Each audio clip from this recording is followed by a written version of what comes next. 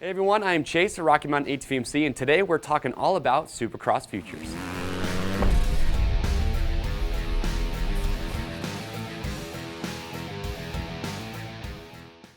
So I'm sure most of you out there who are fans of Supercross, you're watching it on the weekends, you know about or have heard of Supercross Futures. But if you haven't, that's all right, because today we're going to talk all about it. We're going to talk about registration. We're going to talk about how you sign up for the races. We also just want to give you some tips to help make it a smooth and really fun experience. So Supercross Futures, it's sanctioned by the AMA, and what it does, it allows amateur riders from youth, women, all the way up to you 30-plus vet riders to get your feet wet riding the same Supercross track as the professionals. Also, what's really cool about it is it's one of just 2 AMA national championships for amateur riders, the other being Loretta Lynn's. And for amateur riders who dream of one day racing professional Supercross, this is the necessary channel that you need to go through in order to earn your Road to Supercross points to one day race pro Supercross. They have over $1 million in contingencies and awards throughout the year, including our Race Gas program right here at Rocky Mountain ATVMC, which gives you a $10 cash credit for each event that you participate in. So it really is just an absolute blast for riders and families, whether you're there just to have a good time or if you're chasing that national championship. So there are 8 races throughout the Supercross season. All the races are at different tracks, and the 8th and final round is at Vegas Supercross in May. Now, if a rider qualifies for the championship round will be the same weekend as Monster Energy Cup in October. Now, all the races are going to be held the day after the Supercross races, so that's Sunday. But the championship round in October at Monster Energy Cup, the Super Mini 2 and the 250 Futures classes, they will race the same night as the pros at Monster Cup. The rest of the classes, they will practice that following Sunday, and they will race that Monday. So registration is really simple. You just go to supercrossfutures.com and then just create your free account. Now, in order to register, you will need an AMA number. If you don't already have one, you can buy a yearly or a 3-year membership online, and as a last resort, you could also buy your membership when you register on site at the races. But make sure that if you already have an AMA number, it has to be current for all the races. Now, once you've created your account, you just select the city you want to compete at, and it will show you a list of available classes based on the rider's information in their profile. Now, once you've chosen the class you want to compete in, just know that you also need to have a transponder. If you already have a MyLapse transponder, you can just enter the number of it there. And if you don't have a transponder, you'll be able to rent one on site. Now, after that, just enter your payment information and complete your registration. Now, what's really cool about Supercross Futures is that for the 8 regular rounds, you don't have to pre-qualify. So it's open to everyone to join. You can pre-register online until midnight on the Tuesday before the races. If you don't pre-register online, you can register at the event up till the day before the races, so that would be Saturday. However, we highly recommend that you pre-register online to avoid the risk of your class selling out. Now, after you pre-register online, it's important that you check in the day before the races. If you don't check in on Saturday and show up Sunday expecting a race, you'll be out of luck.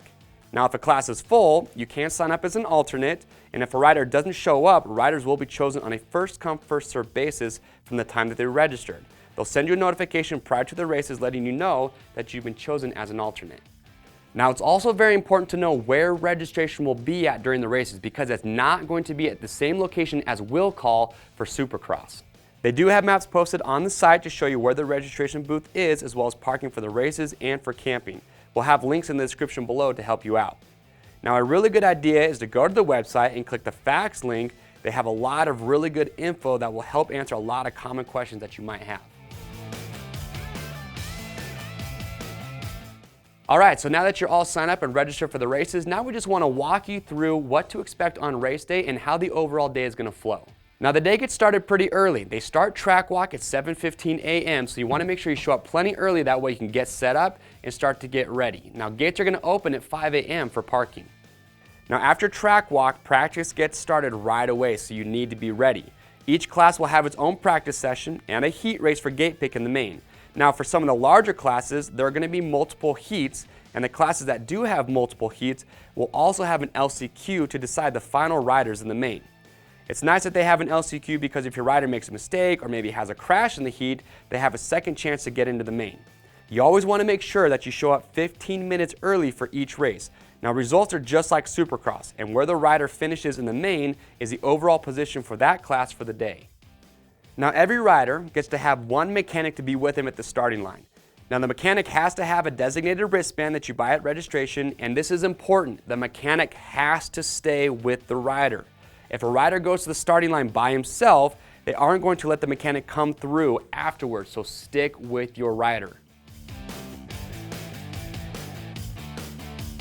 So now let's just talk about some items that are really nice to bring with you. The first one is a radio. So during the day, they will actually broadcast the races and the schedule throughout the day on their own FM channel. So what's nice about that is you can just keep up to date. You can know what class is out there racing, who's on deck, who's going to be in the hole. And if there's any changes to the schedule, they'll announce it. That way it just helps you stay up to date. Now they do have some support vehicles on site, so you can buy certain things at the track like tires and other things, but it's also very important that you bring extra hard parts and gear with you. I'm talking about parts like extra grips, maybe a clutch, some plastics, extra riding gear. You know, parts on a bike that are more likely to break if a rider goes down or has a crash. That way you're prepared and you're not going to be searching for extra parts if needed. And also, it's a long day, so make sure bring an Easy Up if you have one, so that way you have some shade. Also, bring plenty of food, snacks, and water for you, your rider, as well as your family. Now the next category we want to cover we feel is really important, and that's bike setup. You have to remember that this is a Supercross track. Yes, the tracks are tamed down for the riders, but it's still a Supercross style track. So for advanced riders that are really pushing it, to have the best success and safety, we definitely recommend that you have a Supercross suspension setup. A lot of riders will show up with motocross suspension and realize pretty quick that it's too soft and doesn't work that great on a Supercross style track. So get with your suspension guy or find a company, there's a lot of really good ones out there, and let them know that you're going to be racing Supercross and you need a setup that's going to be catered to that style of track.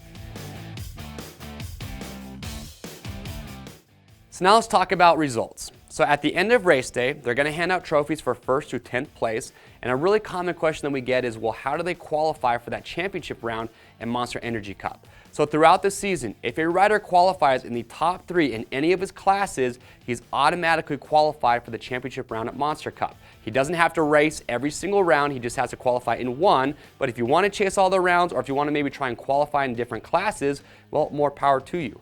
Now here's some important information. If a rider finishes top 3 in a class and qualifies for Monster Energy Cup, but has already finished top 3 in that class, the riders behind him will move up and qualify for Monster Energy Cup. For example, if the 1st and 2nd place finishers in a class at Glendale finish 1st and 2nd at Anaheim 2, well then the riders at Anaheim 2 in 3rd, 4th, and 5th position will move up and be qualified for Monster Energy Cup. So during this season, Feld will post results. They'll show who is qualified for the Monster Energy Cup Championship round.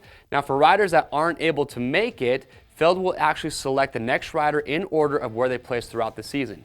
Now if you have a rider who is right on the cusp of qualifying, we still recommend showing up to the championship round if you're able to make it. You know, for some of those Midwest riders or the East Coast riders, Vegas is a long ways away, so there's a good chance that some riders aren't going to show up.